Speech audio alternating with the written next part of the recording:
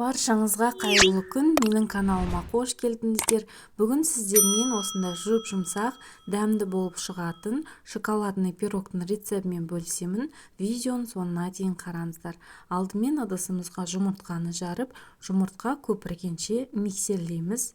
Кейін қантты біртіндеп қоса отырып миксерлейміз. Яғни бұл масса аппақ көбік болғанша жақсылап миксерлеу қажет. Сонда пирогымыз биік болып көтеріледі.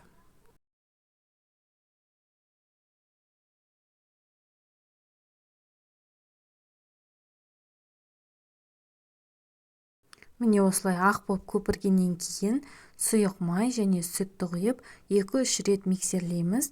Көп миксерлеудің қажеті жоқ. Кейін онға қопсытқыш, разрыхлитель, яғни кейін какао қосып араластырып, жаңағы массаға ұнымызды қосып, біраз тағы да миксерлейміз. Кейін формамызға құйып, 170-180 градус пеште пісіреміз.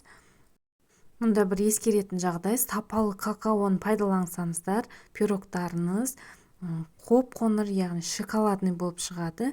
Менде бұнда сапалы болмағандықтан осындай ақшыл түс болып кетті. Рахаттың какаосын пайдалануға кеңес беремін.